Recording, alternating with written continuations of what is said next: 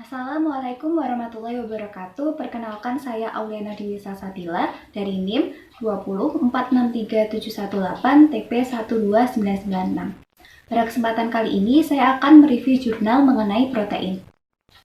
Jurnal yang akan saya bahas pada kesempatan ini berjudul Effect of Electron Beam Irradiation on Quality and Protein Nutrition Values on Spicy Yark Jerky yang diterbitkan oleh LWT Food Science and Technology volume 87 tahun 2018, halaman 1 sampai dengan 7. Topik yang saya bawakan akan dibagi menjadi 4, yaitu diawali dengan introduction, kemudian material and methods, kemudian result and discussion, dan diakhiri dengan conclusion. Introduction, sebelumnya gambar di samping merupakan gambar dari hewan yak yang merupakan lembu berdarah dingin dan berambut lebat. Introduction diawali dengan FDA menyetujui penggunaan iradiasi untuk pengolahan daging pada tahun 1997, muncul banyak investigasi mengenai pengolahan daging, seperti pada bacon dan ham. Dan baru-baru ini muncul produk-produk seperti dendeng sapi siap saji, dendeng babi, gluten desinduksi, ham, dan daging domba yang dikemas menggunakan vakum untuk mensterilkan bakteri dan memperpanjang umur simpan. Sedangkan pengertian iradiasi sendiri merupakan metode yang efektif untuk menghilangkan mikroorganisme pembusuk makanan dan metode pencegahan supaya organisme patogen dan penyebab penyakit tidak timbul dalam makanan, terutama pada hal ini daging. Untuk sampel yang kita gunakan yaitu SYJ atau Spicy Yark Jerky yang merupakan steak daging dendeng pedas khas China dan merupakan makanan lokal yang memiliki cita rasa pedas dan warna merah yang indah. Sebelumnya telah dilakukan pensterilan SYJ dengan pemrosesan uap setelah dilakukan kemas vakum. Akan tetapi metode sterilisasi ini dinilai sangat rumit dan memakan konsumsi energi yang tinggi. Sehingga para produsen mencari metode alternatif untuk sterilisasi dari SYJ menggunakan iradiasi berkas elektron. Proses ini dinilai dapat merubah kualitas daging dan memodifikasi nilai gizi dari makanan.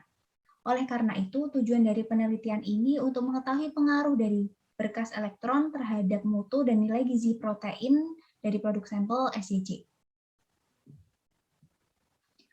Kemudian ada material and methods. Material and methods dibagi menjadi 11, yaitu mulai dari persiapan SYJ, penyinaran, analisis sensorik, profil dan tekstur, pengurangan kadar air, penentuan kapsantin, pengukuran peroksidasi lipid, analisis mikrobia, penentuan asam amino, analisis nutrisi asam amino, dan analisis statistik. Yang pertama, persiapan SYJ diawali dengan pemindahan daging beku ke chiller, kemudian sampel dicuci dan ditiriskan, kemudian sampel direbus dan dipotong kecil, kemudian digoreng dengan minyak kedelai dengan perbandingan 5:1, kemudian dicampur dengan bumbu, kemudian produk dibagi menjadi 20 bagian yang sama, dan terakhir produk dikemas dalam pack vakum dan disegel secara aseptik dalam polietilen tas. Yang kedua, terdapat penyinaran atau iradiasi itu sendiri. Proses ini dilakukan dengan pengemasan iradiasi dengan mesin VF Pro ACC 10/20 iradiator berkas elektron yang dilakukan di Sichuan Yunxiang Irradiation Technology dengan kriteria sebagai berikut. Kemudian 4 sampel yang dikemas diperlakukan setiap dosis menggunakan alanin berdiameter 5 mikrometer dosimeter. Kemudian dosis iradiasi yang digunakan dalam penelitian ini yaitu 0, yaitu sebagai kontrol, dan 2, 5, 7, dan 9 kilo-Kelvin. Setelah diiradiasi, sampel SYJ disimpan pada suhu lemari es 4-8 derajat Celcius, dan analisis ini dilakukan selama seminggu. Yang ketiga, terdapat analisis sensorik. Analisis sensorik ini dilakukan untuk menganalisis kemungkinan efek negatif dari iradiasi pada sensorik kualitas dari produk sampel SYJ. Atribut sensorik dievaluasi 1 hari setelah perlakuan dari iradiasi. Kemudian indikator yang digunakan merupakan bau, warna, preferensi, dan rasa dari SDC. Skala yang digunakan sebagai berikut, dan terdapat kriteria panelis sebagai berikut. Yang keempat, terdapat profil tekstur, di mana metode ini dianalisis menggunakan penganalisis tekstur mesin TA XT2i. Yang kelima, terdapat pengukuran drip loss, di mana pengukuran ini ditentukan dengan analisis gambar. Yang keenam, terdapat penentuan kandungan kapsantin. Untuk menganalisis efek dari penyinaran terhadap kerusakan ikatan tak jenuh pada kapsantin, kandungan kapsantin ditentukan dengan metode dari Shumagumeng tahun 2009. Jumlah kapsantin dihitung sesuai dengan kurva standar kapsantin. Kandungan kapsantin ini yang nantinya dinyatakan sebagai miligram kapsantin per gram SJC. Ketujuh, terdapat pengukuran peroksidasi lipid, yaitu dari T-bars, zat reaktif thiobarbiturik, yang dihasilkan dari peroksidasi lipid ditentukan sesuai dengan metode dari Alenscher, Meunier, Fiau, dan Gardner pada tahun 2000. Jumlah T-bars ini dinyatakan dalam miligram malonaldehida per kilogram SJC. Yang ke-8, terdapat analisis mikrobia. Analisis mikrobia dilakukan dengan sampel dicincang dalam rangkap 2 dari iradiasi kelompok kontrol non-iradiasi, kemudian dihomogenisasi secara aseptik selama 1 menit dengan salin steril di dalam stomacher, dan dengan kriteria sebagai berikut. Yang ke-9, terdapat penentuan asam amino. Penentuan ini dianalisis menggunakan derivasi prakolon PITC oleh sistem HPLC Simadu LC15C setelah SJC dihilangkan lemaknya. Kemudian dihidrolisis dengan 6 mol L1HCl selama 24 jam pada suhu 110 derajat Celcius. Kemudian isi asam amino individu dinyatakan sebagai gram per 100 gram protein dalam setiap sampel. Penentuan asam amino ini dilakukan selama 3 kali ulangan. 10. Terdapat analisis nutrisi asam amino. Nilai biologis protein dalam SJC dianalisis menggunakan 4 uji parameter, yaitu total asam amino acid atau TAA, kemudian total essential amino acid atau TIAA, kemudian essential amino acid index EAAI, dan protein efficiency ratio atau PER. Dan dihitung menggunakan rumus dan keterangan sebagai berikut. Kemudian metode yang terakhir yaitu analisis statistik. Analisis ini dilakukan dengan varian data dan perbandingan rata-rata dijalankan oleh uji dari berbagai jangkauan Bruncan menggunakan sistem DSAS untuk Windows 9. Dan Excel 2010 digunakan untuk menganalisis regresi. Percobaan dilakukan direplikasi 3 kali.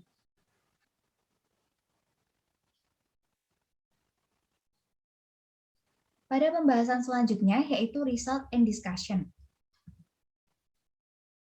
Pengaruh penyinaran berkas elektron terhadap kualitas SJC. Yang pertama, pengaruh iradiasi berkas elektron pada atribut sensorik SJC. Pada gambar di samping terdapat grafik yang menunjukkan bahwa bau tidak sedap dari SJC meningkat seiring dengan meningkatnya dosis iradiasi. Kemudian, kualitas rasa pada sampel menurun seiring dengan meningkatnya dosis iradiasi. Dan yang terakhir, tampilan warna sampel menurun seiring dengan meningkatnya dosis iradiasi. Selanjutnya, yang kedua, pengaruh penyinaran berkas elektron terhadap sifat tekstur SJC. Dari samping terlihat bahwa adanya kekerasan dan kekenyalan menurun seiring dengan meningkatnya kadar iradiasi. Yang ketiga, pengaruh penyinaran berkas elektron terhadap drip loss dari sampel SJC. Terlihat bahwa kadar drip loss meningkat seiring dengan meningkatnya dosis iradiasi. Yang keempat, pengaruh penyinaran berkas elektron terhadap kandungan kapsantin dalam SJC. Terlihat bahwa kandungan kapsantin menurun seiring dengan meningkatnya dosis iradiasi. Yang kelima, pengaruh penyinaran bekas elektron terhadap kandungan T-bars, peroksidasi lipid dalam SCC, terlihat bahwa kandungan T-bars meningkat seiring dengan meningkatnya dosis iradiasi. Yang keenam, pengaruh iradiasi terhadap jumlah mikrobia SCC, terlihat bahwa total plate counts bakteri dari bakteri aerob dan E. coli menurun dengan seiring peningkatan dosis iradiasi. Dan yang terakhir merupakan pengaruh iradiasi berkas elektron terhadap nutrisi protein dari SCC itu sendiri. Terlihat bahwa total amino acid dari SCC menurun seiring dengan meningkatnya dosis iradiasi. Yang ditunjukkan pada tabel di bawah. Kemudian total essential amino acid atau TAA pada SCC menurun seiring dengan meningkatnya dosis iradiasi. Kemudian essential amino acid index atau EAAI dari SCC menurun seiring dengan meningkatnya dosis iradiasi. Dan kemudian PER atau protein efficiency ratio dari SCC menurun seiring dengan meningkatnya dosis iradiasi. Pembahasan terakhir yaitu conclusion atau kesimpulan, yaitu didapatkan preferensi warna, rasa, kekerasan, dan kekenyalan dari SCC menurun dengan meningkatnya dosis iradiasi. Kemudian drip loss, tingkat bau tidak sedap dari SCC meningkat dengan seiring peningkatan dosis iradiasi. Dan sifat radikal bebas yang dihasilkan oleh iradiasi berkas elektron merupakan penyebab dari perubahan kualitas dari SCC. Hal ini didukung dengan peningkatan peroksidasi lipid atau T-bars dan menurunnya kandungan kapsantin SCC dengan peningkatan radiasi. Kemudian, iradiasi rendah tidak menyebabkan jelas perubahan nilai biologis dari protein SCC, tetapi dosis iradiasi 9 kGy menyebabkan penurunan yang signifikan dengan P 0,05 dari TAA, TAA, EAAI, anak-anak dan orang dewasa, dan PER dari SCC. Oleh karena itu, dosis iradiasi kurang dari 5 kGy yang dianjurkan untuk perlakuan dari SCC ini. Berikut referensi jurnal dan gambar yang saya gunakan. Sekian presentasi dari saya, ada kurang lebihnya saya mohon maaf. Wassalamualaikum warahmatullahi wabarakatuh.